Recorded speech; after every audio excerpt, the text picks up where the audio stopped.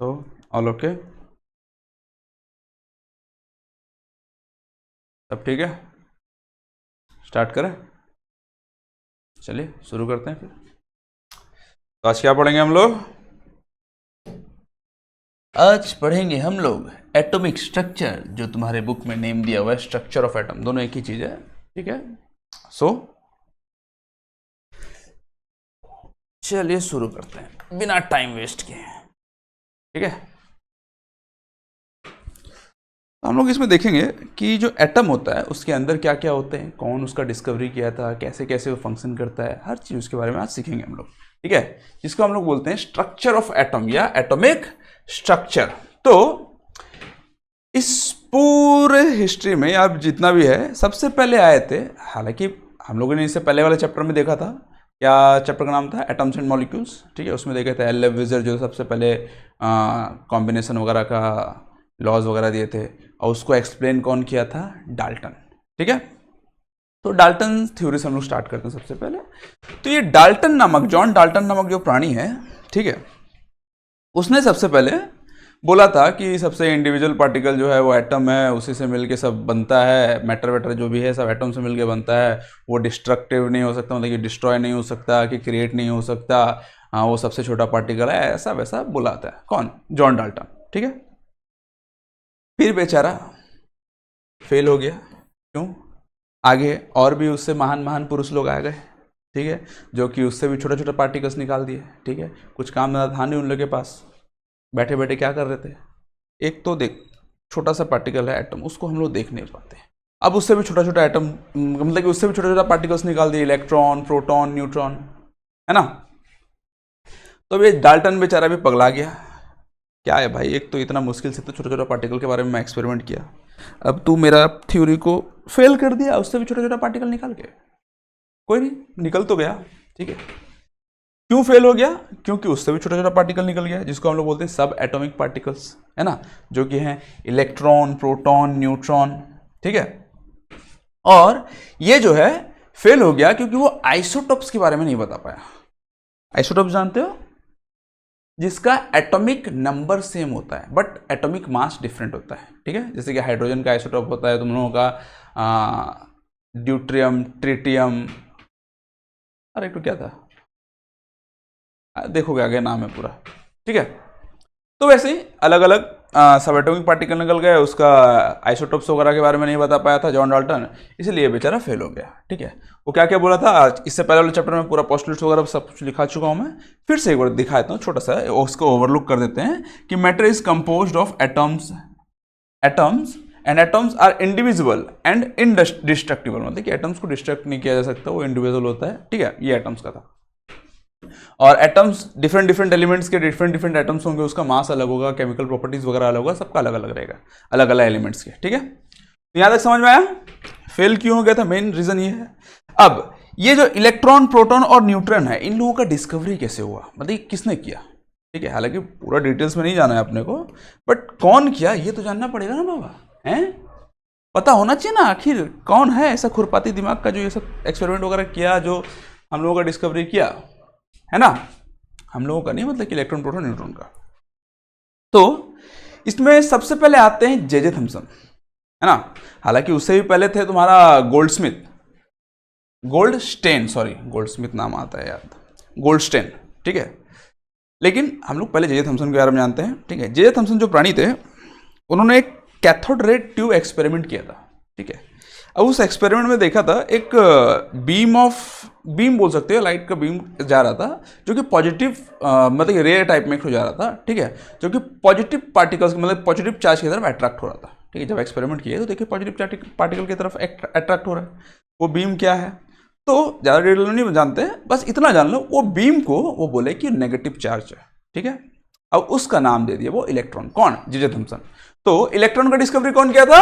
J Thomson, ठीक है। अब उससे भी पहले, जे थॉमसन का इलेक्ट्रॉन का डिस्कवरी से पहले ये प्राणी थे गोल्डस्मिथ, 1886 में उन्होंने एक एक्सपेरिमेंट किया था, वही ये था कैथोड रे ट्यूब का ही एक्सपेरिमेंट था, ऑपोजिट, मतलब कि ऑपोजिट वगैरह कुछ कर दिया था, जो भी किया था, ठीक है, ठीक है। उसको गैस डिस्चार्ज ट्यूब भी बोलते हैं, ठीक है। में किया, उन्होंने बताया कि एक पॉजिटिव रे है जो कि जाता है नेगेटिव की तरफ अट्रैक्ट होता है, ठीक है, वो हैवी है, तुम्हारा इलेक्ट्रॉन से बहुत ज्यादा हैवी है। कितना हैवी है? अराउंड 2000 टाइम्स हैवी है, ठीक है। कहीं 1836 दिखेगा, वही करीब करीब एक ही बात है यार, पूरा एक्यूरेट कौन जानता है, ठीक है। तो वो बोले थे अराउंड 2000 टाइम हैवी है, किससे? इलेक्ट्रॉन से। कौन? प्रोटॉन। प्रोटॉन नाम उस वक्त नहीं पता था, याद रखना, ठीक है, प्रोटॉन नाम बाद में आया। ये बताया कि पॉजिटिवली चार्ज रे है, एक तो रे है जिसका चार्ज है पॉजिटिव और उसका मास बोलने से बहुत ज़्यादा है, इलेक्ट्रॉन से बहुत ज़्यादा है, ठीक है, अराउंड 2000 टाइम्स ज़्यादा है, ठीक है। उस रे का नाम दिए कैनाल रे, है ना। कैनाल जानते हो क्या होता है? क्या बोलते हैं उसको, नाला टाइप, है ना, कैनाल रे, ठीक है। उसका रे का नाम दिया कैनाल रे। तो कौन सा चार्ज था? पॉजिटिव चार्ज था, उसका नाम दिया कैनाल रे, ठीक है। These rays were positively charged positively charged radiation, which alternatively led to the discovery of another subatomic particle, proton, which is approximately 2000 times as that of electron। मतलब कि वही जो मैंने बताया, ठीक है, पॉजिटिवली चार्ज रेडिएशन था, 2000 टाइम ज़्यादा हैवी था, और ये बाद में प्रोटॉन का डिस्कवरी में पता चला कि प्रोटॉन का डिस्कवरी इसी के थ्रू हुआ, ठीक है। प्रोटॉन का डिस्कवरी कौन किया बोले से? गोल्डस्मिथ ही नाम बोलते हैं, गोल्डस्टेन, है ना, ई गोल्डस्टेन ही बोलते हैं, बट इसका नाम जो था वो रदरफोर्ड ने दिया था कि इसका नाम प्रोटॉन है, ठीक है। यहां तक समझ में आया? इलेक्ट्रॉन का डिस्कवरी कौन किया? J Thomson. प्रोटॉन का डिस्कवरी कौन किया? ई गोल्डस्मिथ। इतना याद रखना स्पेशली, ठीक है। इलेक्ट्रॉन नेगेटिव चार्ज का होता है, प्रोटॉन पॉजिटिव चार्ज का होता है, ठीक है। उसके बाद सबसे पहला जो एटम का जो मॉडल है, ठीक है, कि एटम कैसा दिखता है, उसके अंदर इलेक्ट्रॉन प्रोटॉन कैसे रहते हैं, क्या रहते हैं, उसका सबसे पहला मॉडल दिया था किसने? जे थॉमसन ने, है ना। Structure of atom, of an atom. J Thomson was the first one two propose model for structure of an atom. तो सबसे पहला मॉडल किसने दिया था? जे थॉमसन ने। उन्होंने कहा था कि एटम जो है ना वो एक तरबूज के जैसा है ना। कैसा है? तरबूज के जैसा। वो प्लम पुडिंग मॉडल भी बोलते हैं, केक, एक वो लोग, वो क्रिश्चियन थे ना, तो केक वगैरह वो लोग रखते हैं, बन के क्या तो बोलते हैं, केक की साइड टाइप में, उसमें किशमिश वगैरह, चेरीज वगैरह जो रहता है ना, उसको बोलते हैं प्लम पुडिंग। तो मेरे को समझ में आता है तरबूज, है ना। मेरे को ज़्यादा इंग्लिश आता नहीं, इसलिए मैं तरबूज अच्छे से जानता हूँ। तरबूज जानते हो ना, वाटरमेलन, है ना। तो वाटरमेलन का जो रेड पार्ट रहता है कंप्लीटली, उसको बोला था, वो उन्होंने पॉजिटिव चार्ज है, ठीक है। और छोटा छोटा छोटा छोटा काला काला बीजा रहता है ना, बीज, सीड्स तरबूज का, उसको बोला था ये नेगेटिव चार्ज है, ठीक है। एटम ऐसा रहता है, उसका स्ट्रक्चर ऐसा है कि वो एक तरबूज के जैसा है, जिसमें पॉजिटिव चार्ज कंप्लीटली पूरा पॉजिटिव चार्ज का बॉडी है उसका, और नेगेटिव चार्ज छोटा छोटा उसमें रखा हुआ है, ठीक है। ऐसा इन्होंने कहा था। किसने? थॉमसन ने। थॉमसन मॉडल ऑफ एटम ऐसा था, ठीक है। तो वही Thomson propose that atom is a positively charged body with electron scattered on it होना चाहिए, इन इट होगा, चलेगा, ठीक है। तो एटम जो है कंप्लीटली पॉजिटिव चार्ज बॉडी है, तो पूरा का पूरा बॉडी उसका पॉजिटिव चार्ज का ही है, क्यों? रेड पार्ट क्या है? पूरा रेड पार्ट ही रहता है ना, और उसमें छोटा छोटा इलेक्ट्रॉन स्कैटर्ड ऑन इट, ठीक है, स्कैटर्ड रहता है, ठीक है। प्लम पुडिंग मॉडल और वाटरमेलन मॉडल भी इसको बोलते हैं। क्या क्या बोलते हैं? या तो प्लम पुडिंग मॉडल या तो वाटरमेलन मॉडल, ठीक है। The positive charge in the atom is spread all over the like the red edibles part of the watermelon, while the electrons are negatively charged like the seeds in the watermelon। ठीक है, समझ में आया कैसा था? चलो ये तो देके चले गए, है ना। ये देखो, ये है वाटरमेलन ना, ये रेड पार्ट जो है ये सब पॉजिटिव चार्ज है। बोला था पूरा का पूरा एटम जो है, पूरा का पूरा बॉडी उसका पॉजिटिव चार्ज ही है, कुछ कुछ उसमें थोड़ा मोड़ा नेगेटिव चार्ज उसमें स्कैटर्ड है ना। तो Thompson proposed that an atom consists of a positively charged sphere and the electrons are embedded in it। वही चीज है यार। The negative and positive charges are equal in magnitude so that atoms as a whole is electrically neutral। हाँ, ये एक नया चीज है कि बोला था जितना पॉजिटिव चार्ज है उतना ही नेगेटिव चार्ज भी है, ठीक है, मास में नहीं, ठीक है, नंबर्स में, ठीक है, उतना ही नेगेटिव चार्ज भी है। तब जाके इलेक्ट्रॉन और प्रोटॉन जो है वो न्यूट्रल हो जाता है, ताकि एटम जो है कंप्लीटली हम लोग को न्यूट्रल दिखता है, चार्ज नहीं दिखता है। समझ में आया? चलो आगे देखते हैं हम लोग। अब ये तो देके चले गए कौन? तुम्हारे ये प्राणी, क्या नाम था इनका? J Thomson. देके चले गए मॉडल, अब उसके बाद आया रदरफोर्ड, ठीक है। इसके बारे में मस्त एक स्टोरी सुनाता हूँ तुम लोगों को, ठीक है। देखो, आयरन मैन का मूवी तो देखे ही हो, कितना बड़ा बड़ा बिल्डिंग है उसके पास, बड़ा बड़ा क्या एक बिल्डिंग में मोस्टली जिसमें रहता है, वो एक्सपेरिमेंट वगैरह करते रहता है, बड़े बड़े आदमी, बहुत मालदार पार्टी है, ठीक है। रदरफोर्ड भी लाइक दैट, ठीक है। रदरफोर्ड जो था उसी के ऐसा टाइप से था, ठीक है। उस जमाने में वो रेडियो एक्टिव एलिमेंट्स के ऊपर एक्सपेरिमेंट कर करके बहुत माल छापता था, ठीक है, बहुत मालदार पार्टी था। तो एक दिन क्या हुआ, वो अपने घर में सोया हुआ था और उसका असिस्टेंट वगैरह कोई था जो कि उसके लैब में एक्सपेरिमेंट वगैरह कुछ कर रहा था, ठीक है। तो उस वक्त सबको एक ही चीज जानते थे, एटम क्या है, कंप्लीटली चार्ज बॉडी है, फुल्ली चार्ज बॉडी है, ठीक है, और इलेक्ट्रॉन छोटा छोटा उसमें से है। तो उनको तो यही पता था ना कि एटम पूरा कंप्लीट चार्ज बॉडी है। तो उसका जो असिस्टेंट था कुछ ऐसा एक्सपेरिमेंट कर रहा था कि कोई एक रे डाला, ठीक है, एटम में, ठीक है, कोई एलिमेंट में डाला, तो वो सोचा कि वो रे वापस आएगा, क्यों, पॉजिटिव चार्ज है, पॉजिटिव चार्ज का रे भेजा था वो, ठीक है, सोचा कि वापस आएगा, लेकिन हुआ नहीं, वो गायब हो गया, पता नहीं चला कहाँ चला गया। अब वो बेचारा पगला गया, मालिक बहुत पीटेगा, है ना। तो गया, दौड़ दौड़ के गया, मालिक मालिक मालिक मालिक। बोला क्या हो गया यार, बेचारा सोया हुआ था उसका मालिक, कौन, रदरफोर्ड मस्त सोया हुआ था, ठीक है। तब ये मालिक के पास गया, मालिक ऐसा ऐसा हो गया कि मैं कुछ रे वगैरह डाला था, पॉजिटिव रे, गायब हो गया, कहाँ चला गया पता नहीं, मेरे को मिल नहीं रहा है, माफ़ कर दो, सैलरी से काट लेना, है ना। तो बोला बेटा इसका जितना पैसा है तेरा सैलरी का 10 साल में भी तू नहीं कमा पाएगा, इस टाइप का ऐसा कुछ था, छोड़ो, ठीक है। तो अब ये तो ठीक है, तेरा गया गया, लेकिन गया कहाँ, साइंटिस्ट लोग जानते हो पागल होते हैं। अब वो पगला गया है कि साला गया तो गया कहाँ, मेरे को बता, गया तो गया कहाँ। अब वो बोला ठीक है पता करते हैं यार कहाँ गया। तब वो कौन, रदरफोर्ड गया अपना लैब में, जैसे आयरन मैन गया था, है ना, ऐसा एक तो बड़ा सा फ्लोरोसेंट मटेरियल लिया, चारों तरफ लगाया कि कहाँ गया देखते हैं, है ना। उसमें एक पतला सा गोल्ड का फॉइल, गोल्ड मतलब सोना का पूरा पतला सा, क्यों देख उसका गोल्ड ना सबसे पतला कर सकते हो तुम लोग, क्या उसको बोलते हैं प्रॉपर्टी को, डक्टिलिटी, छोड़ो जो भी है, गोल्ड ऐसा एक मटेरियल है, ठीक है, जो बहुत पतला हो सकता है, ठीक है। तो उसको वैसे ही मटेरियल लेना है जो सबसे पतला हो सके, ठीक है। तो एटम को लिया उसने, सॉरी एटम बोल रहा हूं, गोल्ड को लिया, है ना, गोल्ड लिया। अब उस गोल्ड में एक अल्फा रे को उसने छोड़ा, डाला, ठीक है, यहां पर अल्फा रे का सोर्स ऑफ अल्फा रे है ये, ठीक है। इससे अल्फा रे डाल रहा है, अल्फा रे जो है उसको हीलियम 2+ आयन बोल सकते हो, है ना, ये था उसका अल्फा रे, ठीक है।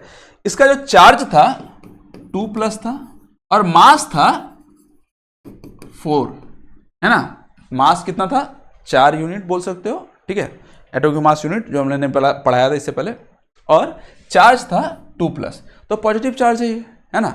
तो एक्सपेक्टेशन था, रदरफोर्ड का एक्सपेक्टेशन था अकॉर्डिंग टू थॉमसन मॉडल कि पॉजिटिव चार्ज है, यहां जाएगा, टकराएगा, वापस आ जाएगा, है ना, ज़्यादा तो जा नहीं सकता ना, क्योंकि पूरा का पूरा पॉजिटिव चार्ज है, या फिर टकराएगा, इधर उधर स्कैटर हो जाएगा, क्योंकि ये बहुत हैवी है, मास 4 है इसका, है ना, बहुत हैवी है, बहुत हैवी रे डाल रहा है, तो थोड़ा मोड़ा स्कैटर हो जाएगा या वापस आ जाएगा, ठीक है। बट वो देखा कि सच में पार हो गया, कहाँ गया पता नहीं चल रहा था, लेकिन ये बेटा चालाक था, इसलिए यहाँ पर चारों तरफ क्या, फ्लोरोसेंट मटेरियल लगा के रखा। फ्लोरोसेंट मटेरियल एक ऐसा मटेरियल होता है जिसमें कोई भी छोटा से छोटा पार्टिकल या छोटा से छोटा रे अगर उसमें टकराएगा तो उसमें ब्लिंक करेगा, मतलब कि चमकेगा थोड़ा सा, ठीक है। तो जब ये एक्सपेरिमेंट किया तो देखा कि मोस्ट ऑफ द रेस जो है सीधा चले जा रहा है ना, सीधा चला गया। अब यहाँ पे चमक रहा है बहुत, यानी कि वो समझ गया कि सारा का सारा रेस जो है वो तो सीधा जा रहा है ना। तो ठीक है, पोस्टर्स देखेंगे उसके बारे में, ठीक है। और कुछ रेस जो थे थोड़ा मोड़ा डिफ्लेक्ट हो गए ऐसे, है ना, थोड़ा मोड़ा डिफ्लेक्ट हो गए, और उसमें से करीब करीब देखो, इसमें तो बोला है करीब करीब कितना 12,000 दिया हुआ है नेक्स्ट पेज में, ठीक है, 12,000 कहीं दिया है, 20,000 कहीं दिया है, 10,000, तो कोई एक्यूरेट नहीं जानता भाई, कोई गिनती नहीं कर रहा था कितना ठो रेज आ रहा है, कितना ठो रेज आ रहा है। एवरेज एक ठो पकड़ के चलो तुम्हारे एनसीईआरटी के अकॉर्डिंग, 12,000 में से कोई एक ही था जो 180 डिग्री में रिबाउंड हो जा रहा था, वापस आ जा रहा था, है ना। तो 3 टाइप से रेज का डिफ्लेक्ट हुआ, एक बहुत सारा सीधा गए, कुछ थोड़ा सा डिफ्लेक्ट हो गए, कुछ कंप्लीटली रिबाउंड हो गए, वापस आ गए, है ना। वापस यहाँ पे भी एक फ्लोरोसेंट मटेरियल लगा के रखा था वो, है ना, जब वापस आए तो पता चला कि यहाँ पे आए हैं बोल के, समझ में आया? ये था उसका रदरफोर्ड का एक्सपेरिमेंट। अब इस एक्सपेरिमेंट के थ्रू क्या क्या उसका कंक्लूजन निकला, क्या क्या उसका रिजल्ट आया, वो सब चीज हम लोग देखेंगे। रिजल्ट क्या आया, कंक्लूजन क्या है, वो सब चीज हम लोग देखेंगे। ठीक है, अब इसी एक्सपेरिमेंट के बारे में यहाँ नोट्स है, थोड़ा सा देख लेते हैं हम लोग, पढ़ लेते हैं इसको। Rutherford designed an experiment to check structure of atom, ये याद रखना। ठीक है, to check structure of atom, ये क्वेश्चन आता है तुम लोगों का। ठीक है, रदरफोर्ड जो एक्सपेरिमेंट किया था, क्यों किया था?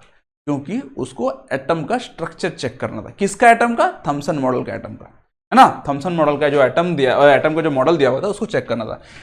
In this experiment fast moving alpha particle was made to fall on a thin gold foil. ठीक है, जो कि मैंने बताया, फास्ट मूविंग अल्फा पार्टिकल जो है थिन गोल्ड फॉइल में उसको डालना था, है ना। He selected a thin gold foil, सबसे पहले thin gold foil सिलेक्ट किया। ठीक है, alpha particle have +2 charge and mass of 4 atomic mass unit का वो चार्ज लिया। ठीक है, मास का लिया 4 का। ठीक है, it was expected that the alpha particle would be deflected by the sub atomic particles in the gold atoms. ठीक है, वो सोचा था कि इसमें जो पॉजिटिव चार्ज है उसके अकॉर्डिंग वो डिफ्लेक्ट हो जाएगा। क्या? तुम लोगों का अल्फा पार्टिकल, तो बंद कर देते हैं। अल्फा पार्टिकल जो है, जो कि भेज रहा है उसमें, वो पॉजिटिव चार्ज से टकरा के थोड़ा डिफ्लेक्ट हो जाएगा, है ना, वो सोचे थे सब एटॉमिक पार्टिकल के में। Since alpha particle were much heavier than the protons, alpha particle जो था प्रोटॉन से बहुत ज्यादा हैवी था, he did not expect to see large deflection, ज्यादा डिफ्लेक्ट होगा बोल के नहीं सोचा था वो। ठीक है, but alpha particle scattering experiment give totally unexpected result. ठीक है, बट जब एक्सपेरिमेंट कंप्लीट हुआ, मतलब एक्सपेरिमेंट हुआ, तो उसका जो रिजल्ट आया बहुत अनएक्सपेक्टेड था। वो सोचा भी नहीं था कि ऐसा कुछ होगा बोल के। ठीक है ना, चलो तो रिजल्ट क्या था उसका देखते हैं हम लोग। ये है उसका रिजल्ट। हायर स्टडीज में और भी अलग अलग टाइप से पढ़ोगे, इसमें इतना ना पढ़ते हैं। ठीक है, 3 तो मेनली रिजल्ट इसमें लिखा हुआ है तुम्हारा एनसीईआरटी में। क्या क्या था? Most of the fast moving alpha particles pass straight through the gold foil. Most of the rays जो था वो स्ट्रेट पास कर गया, देखो ऐसा। ठीक है, बहुत सारा गोल्ड फॉइल का सारा एटम्स है। ठीक है, स्ट्रेट पास कर गया मोस्टली, है ना। अब एक ठो में देखोगे तो इसमें का पकड़ लो, ये देखो स्ट्रेट पास हो गया, है ना, स्ट्रेट पास हो गया most of the alpha rays. ठीक है, some of the alpha rays were deflected by the foil by small angle, जो कि मैंने बताया कुछ थे थोड़ा थोड़ा सा एंगल में डिफ्लेक्ट हो गया ऐसे करके, है ना, कुछ थे थोड़ा थोड़ा सा डिफ्लेक्ट हो गया। दिखाई दे रहा है, इसमें भी कुछ है डिफ्लेक्ट हो रहे हैं। ये तो कुछ ज्यादा ही डिफ्लेक्शन दिखा दिया, ये डिफ्लेक्शन, ठीक है, छोटा सा, है ना। सरप्राइजिंगली 1 आउट ऑफ एवरी 12,000, कहा जाता है, हाँ, 12,000 पार्टिकल्स अपेयर्ड टू रिबाउंड। ठीक है, 12,000 में कोई एक, सरप्राइजिंगली, ये तो पूरा कॉन्फिडेंट के साथ एनसीईआरटी बोला है कि 12,000 में एक, बट ऐसा पॉसिबल नहीं है, कोई भी काउंट नहीं करता बाबा। ठीक है ना, क्या वो रेज को काउंट कर पाया क्या? हाँ, 1 2 10 20 उतना सारा गया है, उसके बाद एक रिटर्न आ रहा है, पॉसिबल नहीं है। बहुत सारे बुक्स में तुमको 10,000 मिलेगा, बहुत सारे बुक में 15,000 मिलेगा, बहुत सारे बुक्स में तुमको 20,000 मिलेगा, इंटरनेट में अलग मिलेगा, हर जगह अलग अलग रहेगा। ठीक है, तो अराउंड पकड़ के चलो। इसका क्वेश्चन तुमको कभी पूछेगा नहीं कितना में से कितना रिटर्न आया, कभी नहीं पूछेगा, क्योंकि वो फिक्स्ड नहीं है। ठीक है, तो एनसीईआरटी के अकॉर्डिंग हम लोग मान लेते हैं 12,000 में से कोई एक रिटर्न आ गया, रिबाउंड हो गया। ठीक है, ये उसके रिजल्ट आए। ठीक है, अब रिजल्ट आया तो उसका कुछ कंक्लूजन भी आएगा, क्यों हुआ ये रिजल्ट, है ना। तो आगे हम लोग देखेंगे कि इसका रिजल्ट ऐसा क्यों हुआ। ठीक है, चलो इसी में देख लेते हैं ना यार, नहीं छोड़ो, पॉइंट वाइज देखते हैं, ज्यादा अच्छा रहेगा। ठीक है, Rutherford concluded that most of the space inside the atom is empty because most of the alpha particles pass through the gold foil without getting deflected. जब most of the alpha particle deflection के बिना ही आगे चला गया, तब Rutherford बोले कि most of the alpha particle, मतलब मोस्ट ऑफ द एटम जो है वो खाली है, एम्प्टी स्पेस है, उसमें कुछ है ही नहीं, है ना। फिर very few particles were deflected from their path indicating that the positive charge of the atom occupies very little space. ठीक है, कुछ जो थे थोड़ा थोड़ा डिफ्लेक्ट हो गए थे ना, है ना, डिफ्लेक्शन, उससे वो बोले कि कुछ most of the charge particle जो है वो बहुत कम वॉल्यूम में ही है। ठीक है, क्यों? चार्ज पार्टिकल से ही टकरा के वो डिफ्लेक्ट होगा ना, सॉरी, पॉजिटिव चार्ज पार्टिकल से टकराएगा तभी पॉजिटिव चार्ज डिफ्लेक्ट होगा। है ना। तो उनको लगा, वो बोले कि कुछ कुछ जगह में जाके टकरा रहा है, ठीक है, मोस्ट ऑफ द तो मेनली तो सबका सब सीधा चल जा रहा है, कुछ कुछ जगह में वो टकरा रहा है और वो थोड़ा सा डिफ्लेक्ट हो जा रहा है, ठीक है। देखो ऐसा कुछ कुछ ही है जो यहाँ पॉजिटिव में डिफ्लेक्ट टकरा रहा है और डिफ्लेक्ट हो जा रहा है। तो बोले कि most of the positive charge जो है वो छोटा सा वॉल्यूम में ही रहता है, ज़्यादा वॉल्यूम नहीं लेता है वो, है ना। और थर्ड बोले a very small fraction of alpha particles were deflected by 180 degree, ठीक है, indicating that all the positive charge and mass of the gold atom were concentrated in a very small volume within the atom occupy the little space। वही same चीज ही है, बहुत छोटा सा volume में ही है वो, ठीक है। चलो अब इसका जो मेन मॉडल है, अच्छा इसके बारे में रेडियस भी बोल दिया कि उसका रेडियस को कंपेयर कर दिया किसका, एटम का और ये तुम्हारा इलेक्ट्रॉन का, नहीं न्यूक्लियस का एटम का क्या तो रेडियस को कंपेयर कर दिया है अबाउट 10⁵ टाइम लेस है, मतलब कि न्यूक्लियस जो बहुत छोटा है ना, और एटम बहुत बड़ा है। हालांकि एटम इतना छोटा है कि हम लोग उसको देख भी नहीं सकते, है ना, खाली आंखों से, बट सोचो उससे भी 10⁵ टाइम्स छोटा है उसके अंदर जो न्यूक्लियस रहता है, समझ में आया? चलो ठीक है, वही बोला है, कंपेयर कर दिया इसको। अब वो जो है ना न्यूक्लियर मॉडल ऑफ एटम भी कुछ कुछ दिए, ठीक है। न्यूक्लियर मतलब कि बीच में जो न्यूक्लियर रहता है, न्यूक्लियस है ना, न्यूक्लियर मॉडल दिए, इसको न्यूक्लियस बोलते हैं, ठीक है। बीच में सेंटर में जो न्यूक्लियस रहता है उसके बारे में बताया, कौन, रदरफोर्ड, ठीक है। तो उसके बारे में क्या कंक्लूजन दिए, there is a positively charge centre in an atom called the nucleus, है ना, nearly the mass of an atom resides in the nucleus. बोले कि सेंटर में है जिसको हम न्यूक्लियस बोलते हैं, ठीक है। अब पूरा का पूरा एटम का मास जो है उसी सेंटर में ही है, ठीक है। आगे और लिख लेते हैं, the electrons revolve around the nucleus in circular path, ठीक है।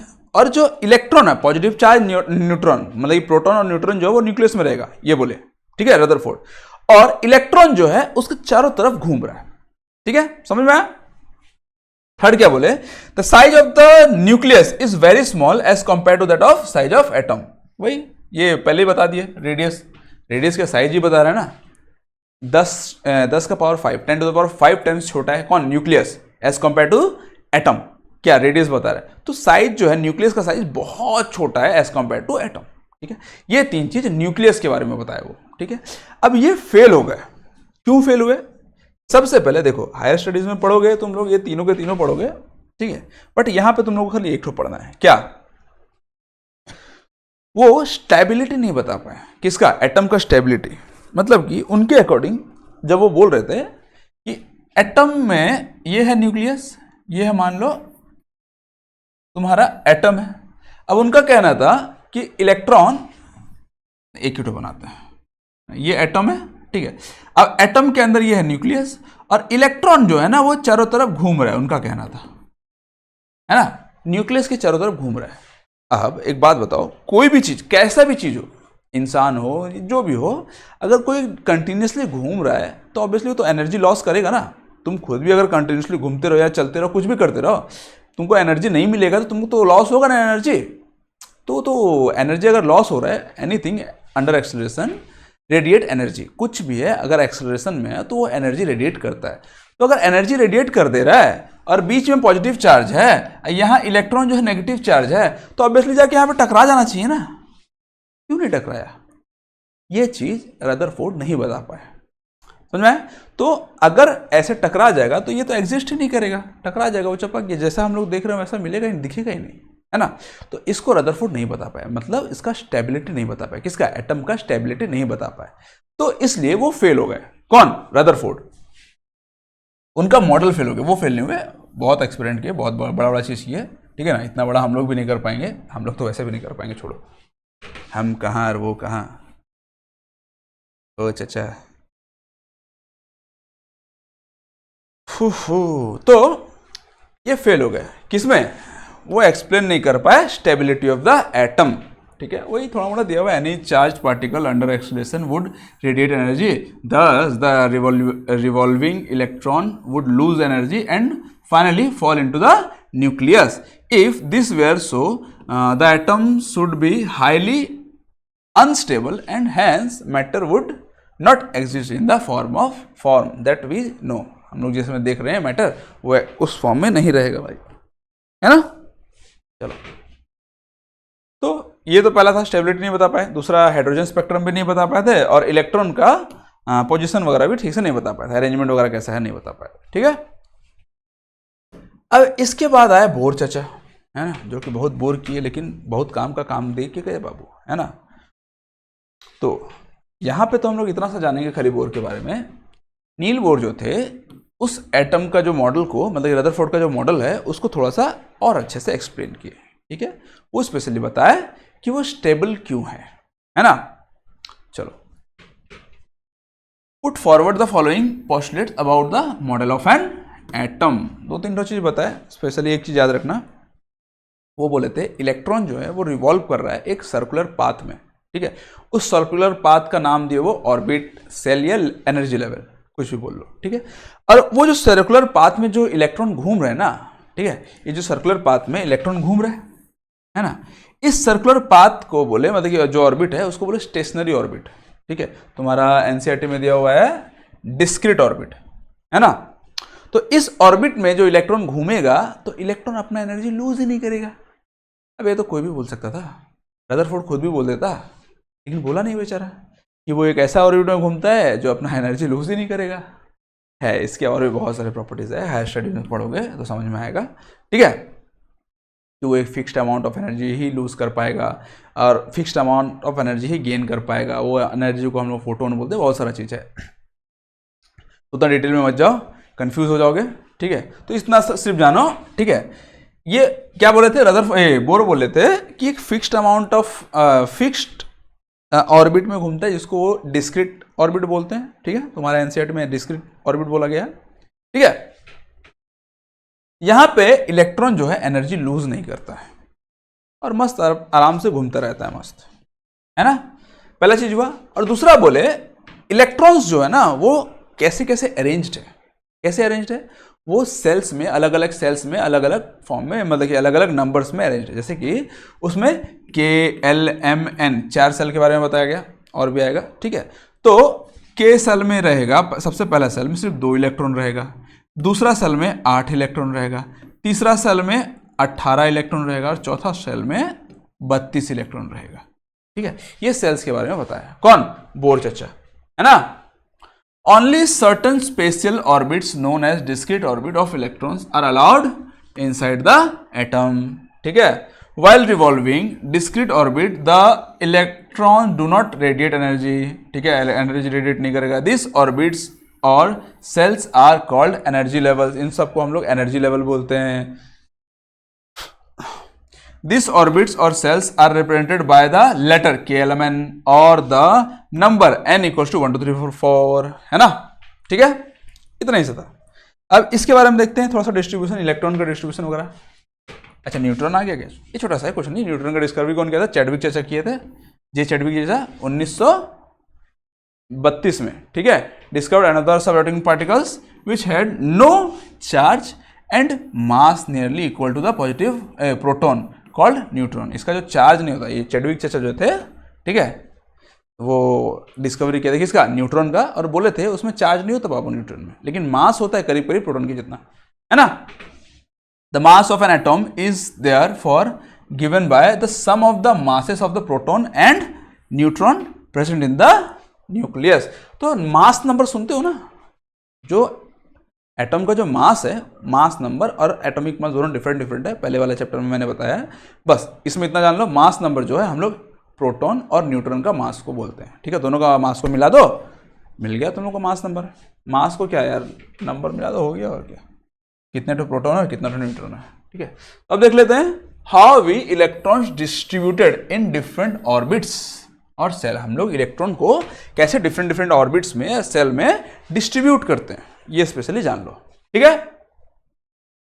Electron in an atom are arranged in special orbit, ठीक है, ये तो मैंने बताया था, around the nucleus. This arrangement is called electronic configuration, मतलब कि इलेक्ट्रॉन जो है डिफरेंट ऑर्बिट में जैसे सजा हुआ है, ठीक है, कैसे कैसे सजेगा, कितना ठोर सजेगा, वो सब को हम लोग बोलते हैं इलेक्ट्रॉनिक कॉन्फ़िगरेशन, ठीक है। जैसे कि के में 2 ठो सजेगा, ठीक है, के में सिर्फ 2 ही ठो रहेगा, एल में 8 ठो रहेगा, M में 18 ठो रहेगा, N में 32 ठो रहेगा, ऐसे, ठीक है। तो maximum electron in a shell, ये फॉर्मूला याद रखना है। एक सेल में मैक्सिमम इलेक्ट्रॉन कितना रहेगा, 2 इंटू एन का पावर 2, ठीक है। जैसे कि पहला सेल में 2 इंटू 1 का पावर 1 कितना, 1 का पावर 2 कितना होता है, 1 ही होता है, तो 2, ठीक है, दिया हुआ यार, ठीक है। 2 का पावर 2 कितना होता है, 4 दूने 8, 3 का पावर 2 कितना होता है, 3 3 9, दूने 18, 4 का पावर कितना होता है, 4 दूने 4 चौक 16, दूने 32, है ना। ये इसका फॉर्मूला है, कितना कौन सा सेल में कितना ठो इलेक्ट्रॉन रह सकता है, ठीक है। आउटर सेल लिमिट, ठीक है। The outer most orbit can not have more than 8 electron. याद रखना, आउटर सेल का जो ऑर्बिट रहेगा, जो सबसे आउटर में रहेगा, सबसे लास्ट में रहेगा, उसमें 8 इलेक्ट्रॉन से ज्यादा नहीं रहना चाहिए, ठीक है। इस चीज को याद रखना, ठीक है। Octet rule, states arrangement, stable arrangement, हाँ वही है, 8 इलेक्ट्रॉन हो गया तो ऑक्टेट फॉलो कर दिया, यानी कि वो एलिमेंट जो होगा स्टेबल हो जाएगा। अगर जिस एलिमेंट का आउटर मोस्ट में 8 इलेक्ट्रॉन है, या फिर वो 2 इलेक्ट्रॉन, अगर वो फर्स्ट सेल में है तो 2 इलेक्ट्रॉन, सबसे पहला सेल ही है जो सिर्फ 2 इलेक्ट्रॉन रखेगा, ठीक है। तो फर्स्ट सेल में जैसे कि हाइड्रोजन और हीलियम, उसके पास 2 इलेक्ट्रॉन से ज़्यादा नहीं होता, हीलियम 2 इलेक्ट्रॉन हो गया, वो स्टेबल हो गया, ठीक है। उसके बाद जितना भी है सबके पास 8 इलेक्ट्रॉन कम से कम होना चाहिए, 8 इलेक्ट्रॉन है यानी कि वो स्टेबल है, ठीक है। आउटर मोस्ट में 8 इलेक्ट्रॉन, तो आउटर मोस्ट में 8 इलेक्ट्रॉन आ गए, अरेंजमेंट हो गया, स्टेबल हो गया, ठीक है। Filling of shells, electrons fill shells in order KLMN, ठीक है। सबसे पहले लोएस्ट में फिल होगा, फिर L में होगा, फिर M में होगा, फिर N में होगा। हायर स्टडीज में जाओगे, एक्सेप्शंस वगैरह कुछ कुछ देखोगे, बट ठीक है, कोई बात नहीं, अभी ज़्यादा मत जानो, इतना ही जानो। चलो, उसे कुछ कुछ एग्जांपल्स दिए हुए हैं। हाइड्रोजन के पास 1 होता है, एटॉमिक नंबर 1, यानी कि उसका इलेक्ट्रॉन 1 होगा, ठीक है। एटॉमिक नंबर हम लोग प्रोटॉन को बोलते हैं, इलेक्ट्रॉन को नहीं बोलते, बट जितना प्रोटॉन होगा उतना ही इलेक्ट्रॉन भी होगा, याद रखना। क्यों? तभी वो बैलेंस रहते हैं, ठीक है। इलेक्ट्रॉन निकाल सकते हैं, प्रोटॉन निकाल नहीं सकते ना। हम लोग किसी भी एटम से इलेक्ट्रॉन निकालेंगे तो आयन, पॉजिटिव आयन होगा, इलेक्ट्रॉन ऐड करेंगे तो नेगेटिव आयन होगा, बट हम लोग प्रोटॉन नहीं निकाल सकते। प्रोटॉन हैवी होता है और न्यूक्लियस के अंदर में रहता है, ठीक है। तो हाइड्रोजन का एटॉमिक नंबर है 1 और उसका पास 1 इलेक्ट्रॉन है ना, यानी कि K सेल में 1 इलेक्ट्रॉन जाएगा। इलेक्ट्रॉनिक कॉन्फ़िगरेशन हम लोग देख रहे हैं, ठीक है। कार्बन का है एटॉमिक नंबर 6, ठीक है, उसके पास 6 इलेक्ट्रॉन है, आउटर मोस्ट में 4 इलेक्ट्रॉन आ जाएगा, है ना, उसका वैलेंसी 4 हो जाएगा, ठीक है। वैसे ही ऑक्सीजन का है, आउटर मोस्ट में हो जाएगा, सॉरी इसका तो 8 होना चाहिए ना, हाँ 8 है, ठीक है। 2 सेल है, एक K और L, 2 सेल है, K सेल में 2 रहेगा, L सेल में 6 रहेगा, आ गया। सोडियम का 11 है, 3 सेल आ जाएगा इसमें, K सेल में 2, L सेल में 8 भर जाए, अब उसके बाद बच गया 1, उसको एक्स्ट्रा में डाल देंगे M सेल में, है ना। ऐसे कैल्शियम को खुद से कर लो, ठीक है। की पॉइंट्स टू रिमेंबर,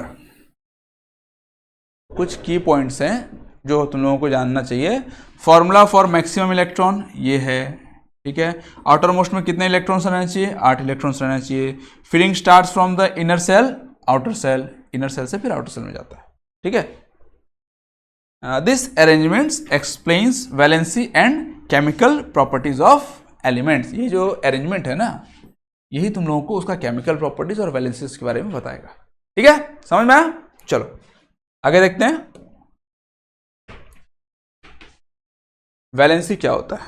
देखो, इससे पहले मैंने बताया था चैप्टर में, इससे पहले वाले चैप्टर में, वैलेंसी क्या होता है, पावर ऑफ कंबाइनिंग, ठीक है, कितना उसका पावर है कंबाइन करने का, ठीक है। Valency is the combining capacity of an atom. एक एटम का कंबाइनिंग कैपेसिटी मतलब कितना, जैसे कि 1 इलेक्ट्रॉन ले लेगा तो कंबाइन हो जाएगा, 2 इलेक्ट्रॉन ले लेगा तो कंबाइन हो जाएगा, वो सब रहता है, ठीक है। तो क्या number of electrons outermost shell में कितना रहेगा, it is the number of electrons an atom lose, gain or share to complete its octet shell and achieve stability, ठीक है। जो भी एलिमेंट, जस्ट लाइक मतलब कि एग्जांपल पकड़ लेते हैं ऑक्सीजन, ठीक है।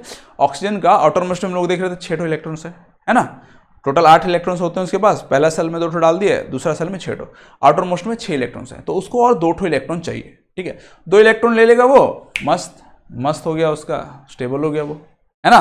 तो उसका वैलेंसी कितना हो जाएगा, 2, है ना, दिया हुआ है इधर ऑक्सीजन, हाँ देखो वैलेंसी 2 दिया हुआ है उसका, है ना। तो ऐसे करके हम लोग वैलेंसी निकाल सकते हैं, ठीक है। Atoms combine with other atoms to attain a stable electronic configuration. अब इलेक्ट्रॉन लेंगे, कैसे ले लेंगे, किसी से भी ले लेंगे, क्या हलवा है क्या, किसी से भी ले लेंगे। तो कंबाइन जब किसी अदर एलिमेंट के साथ कंबाइन करते हैं, दूसरे एटम के साथ कंबाइन करते हैं, तो किसी से लेंगे, किसी को देंगे, किसी के साथ शेयर करेंगे, इस टाइप का प्रोसेस वगैरह कंबाइनिंग के टाइम में होता है। ठीक है, चलो अब हाउ टू कैलकुलेट वैलेंसी। ये सिंपल सा फॉर्मूला है, अगर 4 से कम है ना, तो ठीक है भाई, उसका वैलेंसी वही है क्या, आउटर मोस्ट सेल में the number of valence electron किसको बोलते हैं, जब आउटर मोस्ट सेल में, जैसे कि मान लो hydrogen, lithium, boron, carbon, lithium का पकड़ लो, कार्बन का पकड़ लो, ठीक है, एक ठो मैं कार्बन का पकड़ता हूँ, ये पहला सेल है, ये दूसरा सेल है ना, के है, ये एल है, ठीक है, पहला सेल में 2 ठो इलेक्ट्रॉन्स आ गए, है ना, दूसरा सेल में 1 2 3 4, तो इसका वैलेंसी हो गया 4, है ना। अगर मैं लिथियम का पकड़ लूँ, ये हो गया न्यूक्लियस, ये पहला सेल, ये दूसरा सेल, ये हो गया 2 ठो फिल हो गया, दूसरा वाले में 1 ठो, तो इसका वैलेंसी 1 हो गया। ठीक है, तो आराम से हो गया ये वाला। तो अगर 4 से छोटा है या 4 के बराबर है ना, तो आराम से उसका वैलेंसी वही हो जाएगा। आउटर मोस्ट सेल का इलेक्ट्रॉन देखते हैं हम लोग, ठीक है ना, उसका वैलेंसी वो खुद हो जाएगा। ठीक है, बट अगर 4 से बड़ा है तो वैलेंसी को क्या करेंगे हम लोग, 8 से माइनस कर देंगे, है ना। जैसे कि तुम्हारा नाइट्रोजन पकड़ लो, नाइट्रोजन का आउटर मोस्ट में कितना है, 5 ठो है, 4 5, है ना, नेगेटिव वैलेंसी बोल सकते हो, लेकिन वैलेंसी बोल सकते हो, जो भी बोल सकते हो। तो उसको और 3 ठो इलेक्ट्रॉन चाहिए, है ना। हमेशा वो कम चीज को देखेगा, मतलब कि अगर 4 ठो है, 4 ठो छोड़ दो, 3 ठो अगर उसको आउटर मोस्ट में अगर 3 ठो है इलेक्ट्रॉन, तो वो 3 ठो देके खुश हो जाएगा, मस्त, है ना। 4 ठो है तो 4 ठो में शेयरिंग करते हैं, मोस्टली क्या शेयरिंग ही होता है ना। अगर 5 ठो है तो 5 ठो क्यों देने जाएगा भाई इलेक्ट्रॉन, वो 3 ठो लेने नहीं लेगा क्या, इजी क्या होगा, 3 ठो लेना इजी होगा, है ना। तो वो 3 इलेक्ट्रॉन्स ले लेंगे नाइट्रोजन, उसका वैलेंसी हो जाएगा 3। ठीक है, समझ में आया। 8 से माइनस कर दो 5 को, 3 आ जाएगा, है ना, वही दिया हुआ है तुम्हारा, 8 से माइनस कर दो, तुम्हारा आंसर आ जाएगा। कुछ एग्जाम्पल्स दिए हुए हैं, आराम से देख लो, लिख लो, समझ में आ जाएगा तुम लोगों को, इतना एनफ है। ठीक है, वैलेंसी कैसे निकालते समझ में आया। चलो आगे देखते हैं फिर। Atomic number and mass number. Atomic number क्या होता है, नंबर ऑफ प्रोटॉन को ही हम लोग एटॉमिक नंबर बोलते हैं। The atomic number is defined as the total number of proton present in nucleus of an atom is called denoted by Z। ठीक है, वही जितना नंबर ऑफ प्रोटॉन रहेगा उसको हम लोग बोल देते हैं एटॉमिक नंबर। और मास नंबर किसको बोलते हैं, प्रोटॉन और न्यूट्रॉन को मिक्स कर दो। ठीक है, number of proton plus number of neutron को मिक्स कर दो, तुम्हारा मास नंबर निकल गया। ठीक है, समझ में आया। चलो आगे बढ़ते हैं। आइसोटोप्स। आइसोटोप्स क्या होते हैं, सिंपल सा लैंग्वेज में बता रहा हूं भाई। देख, बहुत सारे ऐसे एलिमेंट्स हैं, ठीक है, जिनके आइसोटोप्स होते हैं, उनके एटम का एटॉमिक नंबर सेम होगा, है ना, एटॉमिक नंबर सेम होगा बस, बट मास नंबर डिफरेंस होंगे। ठीक है, जैसे कि एग्जांपल, सबसे बड़ा एग्जांपल है तुम लोगों का हाइड्रोजन। ठीक है, सबसे पहले हाइड्रोजन को हम लोग सब जानते हैं, उसका प्रोटियम भी है, ड्यूट्रियम भी है और ट्रिटियम भी है। ठीक है, इन सब का एटॉमिक नंबर 1 ही है, बट मास नंबर किसी का 1 है, 2 है, 3 है, और 1 1 2 3। ट्रिटियम, ड्यूट्रियम, ट्रिटियम, ठीक है, 3 टो। ठीक है, समझ में आया। तो इसके आइसोटोप्स है। कार्बन का आइसोटोप्स क्या क्या है, C12 C14, ये कार्बन का आइसोटोप्स है। ठीक है, क्लोरीन का क्या है, Cl35 Cl37, ये क्लोरीन का आइसोटोप्स है। तो ये होते हैं जिसका मास नंबर सेम होगा, एटॉमिक नंबर सेम होगा, बट मास नंबर डिफरेंट होगा आइसोटोप्स का। ठीक है, वही दिया हुआ डेफिनेशन देख लेना, नोट से लिख लो। ठीक है, The chemical properties of isotopes are similar but their physical properties are different। उनका chemical properties same होता है but physical properties different। Obviously ना, उसका weight ज़्यादा हो गया, physically तो ज़्यादा हो गया ना, इसका वजन ज़्यादा हो जाएगा, तो physically ज़्यादा हो गया, mass ज़्यादा हो गया, तो है ना। The mass of an atom of any neutral element is taken as the average mass of all the neutrally occurring atoms of the element। हम लोग एटॉमिक मास जो निकालते हैं, एक्चुअली सारा का सारा जो उसका आइसोटोप्स रहता है, उनका सबका एवरेज निकालते हैं। ठीक है, वो एटॉमिक मास होता है, तो वो फ्रैक्शन में आ सकता है, बट मास नंबर कभी फ्रैक्शन में नहीं आता। क्यों, उसमें नंबर ऑफ प्रोटॉन और नंबर ऑफ न्यूट्रॉन को हम लोग ऐड कर देते हैं खाली, बस हो गया, वो हो गया तुम लोग का मास नंबर। एप्लीकेशन कहाँ का यूज होता है आइसोटोप्स का, ठीक है। An isotope of uranium is use as a fuel in nuclear reactor. Nuclear reactor में फ्यूल कैसे यूज होता है? An isotope of cobalt is used in the treatment of cancer. Cobalt का जो आइसोटोप होता है वो कैंसर का ट्रीटमेंट में यूज होता है। An isotope of iodine is used in the treatment of goitre, मतलब कि आयोडीन की वजह से जो गिटर एक तो बीमारी है उसका ट्रीटमेंट में यूज होता है ना।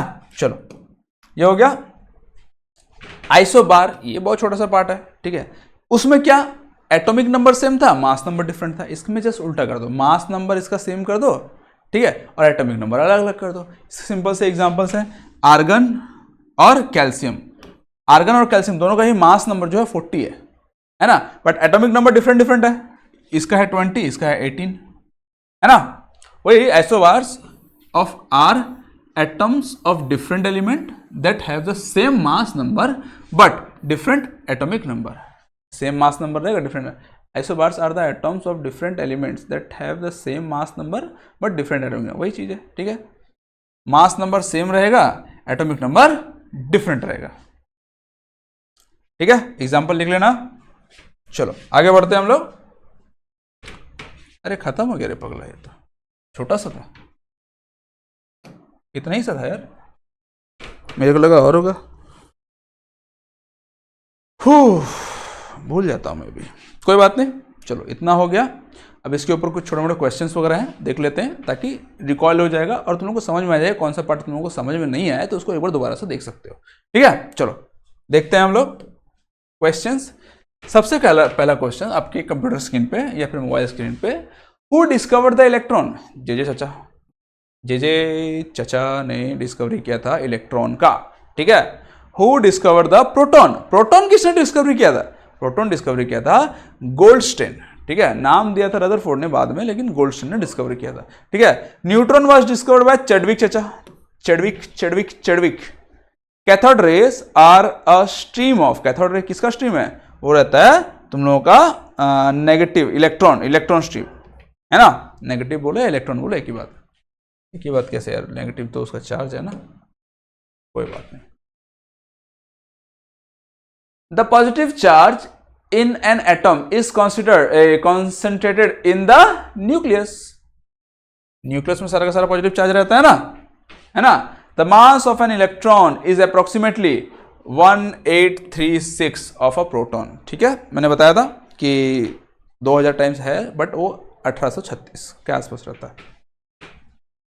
The maximum number of electron in a M shell क्या सेल था? के था, एल था और एम। तो मैक्सिमम नंबर कितना था इसमें? 18, 8, 2, ठीक है। तो इसका आंसर क्या हो जाएगा? 18। Which model of the atom is also called the plum pudding model? कौन सा मॉडल जो इसको प्लम पुडिंग मॉडल बोलते हैं? वो है तुम लोगों का क्या गया? थॉमसन मॉडल, है ना। थॉमसन मॉडल को हम लोग प्लम पुडिंग मॉडल भी बोलते हैं। चलो नेक्स्ट क्या है तुम लोगों का? Rutherford's alpha particle experiment led to the discovery of. Rutherford का अल्फा पार्टिकल जो एक्सपेरिमेंट था वो किसका डिस्कवरी किया था? वो किया था न्यूक्लियस का डिस्कवरी, है ना। विच of the following is not true about Rutherford model? इसमें से रदरफोर्ड का मॉडल में कौन सा ट्रू नहीं है? Electrons revolve around the nucleus, हाँ वो बोला था, है ना। ठीक। Most of the space inside the atom is empty, वो भी बोला था। न्यूक्लियस इज पॉजिटिवली चार्ज, ये भी बोला था। इलेक्ट्रॉन्स आर स्टेशनरी, ये नहीं बोला था। तो आंसर हो जाएगा ये रदरफोर्ड चाचा, ठीक है। Who proposed that electrons revolve in fixed orbit? Electrons जो है फिक्स्ड ऑर्बिट में घूम रहा है, कौन बोला था? है ना, वो बोला था बोर चाचा, है ना। The maximum number of electrons in L shell, ठीक है। एल सेल मतलब सेकंड वाला 8 हो रहता है। Next, the distribution of electron in an atom is called, electronic configuration बोलते हैं उसको, इलेक्ट्रॉन का डिस्ट्रीब्यूशन को। What is the electronic configuration of oxygen? Oxygen का इलेक्ट्रॉनिक कॉन्फ़िगरेशन क्या होगा? एटॉमिक नंबर 8 दिया हुआ है, 2 और 6, ठीक है। सोडियम जिसका एटॉमिक नंबर है 11 है, इलेक्ट्रॉनिक कॉन्फ़िगरेशन, उसका एटॉमिक नंबर कॉन्फ़िगरेशन क्या होगा? 2, 8 और 1। The atomic number represents the number of, atomic number है, ठीक है, number of proton, number of कितना प्रोटॉन है उसी को हम लोग बोलते हैं एटॉमिक नंबर, ठीक है। नेक्स्ट तुम लोगों का the mass number of an atom is equal to proton और इलेक्ट्रॉन, ना सॉरी, प्रोटॉन और न्यूट्रॉन्स, ठीक है। Isotopes are atoms of the same element with element same है, ठीक है। आइसोटोप्स जिसका मास जो था वो अलग अलग था बट एटॉमिक नंबर सेम था, ठीक है। कहाँ का same atomic number different mass number, है ना, वो होते हैं आइसोटोप्स। आइसोबार्स का था जस्ट इसका उल्टा, same mass number different atomic number, है ना। The valency of chlorine, chlorine का वैलेंसी देखो 2, 8 और 7 है उसका एटॉमिक इलेक्ट्रॉनिक कॉन्फ़िगरेशन, तो वैलेंसी कितना हो जाएगा 1, वो एक इलेक्ट्रॉन लेगा, उसके पास 8 हो गया, बस खुश बेचारे, क्लोरीन बेचारी खुश हो जाएगी, है ना। ए चल रहे तू उधर। The valency of oxygen, oxygen का वैलेंसी कितना होगा, देख बाबा आउटर मोस्ट में 6 है, 2 और चाहिए, हो गया 8, खुश बेचारा। The valency of carbon, outer most में 4 है और एक 4 चाहिए उसको, खुश हो जाएगा वो। विच of the following has a stable electronic configuration, इसमें से कौन सा है जिसका इलेक्ट्रॉनिक कॉन्फ़िगरेशन स्टेबल होगा, वो होगा नियॉन, जिसका एटॉमिक नंबर है 10 और उसको इलेक्ट्रॉनिक कॉन्फ़िगरेशन में 2 और 8 आउटर मोस्ट में फिक्स है ना, तो नियॉन हो जाता तुम्हारा, ठीक है। उसको ये सब नोबल गैस के अंडर में आता है, neon, helium, neon, argon, krypton, xenon, radon, ये सब नोबल गैस के अंदर में आता है। The nucleus of an atom contains, nucleus के अंदर में क्या क्या होता है बाबू, प्रोटॉन होता है और न्यूट्रॉन होता है, ठीक है, न्यूक्लियस के अंदर में। चलो आगे देखते हैं हम लोग।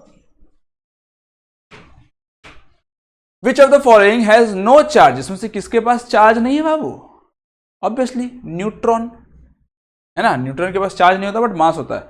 विच one is lighter in mass, सबसे लाइट कौन रहता है, इलेक्ट्रॉन रहता है सबसे हल्का, है ना। The first shell, K shell can have maximum कितना इलेक्ट्रॉन रखेगा वो, के सबसे पहला वाला 2 electron.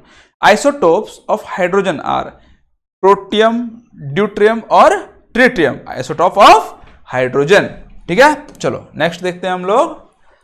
Which element is represented by 282, देखो एटॉमिक नंबर कितना हो रहा है, 10, 2, 12, 12 एटॉमिक नंबर किसका होता है, मैग्नीशियम का, है ना। The atomic number of an element is equal to, एक एलिमेंट का एटॉमिक नंबर कितना क्या है, वो होता है तुम लोगों का एलिमेंट का एटॉमिक नंबर, एटॉमिक नंबर जो होता है प्रोटॉन होता है ना, नंबर ऑफ प्रोटॉन को ही हम लोग एटॉमिक नंबर बोलते हैं, ठीक है, हो गया। चलो हाँ, आशा है कि आप लोगों को समझ में आया होगा, नहीं आया तो कमेंट करो यार, देखेंगे क्या होता है, ठीक है। चलो ठीक है, धन्यवाद, मैं चला सोने, गुड नाइट।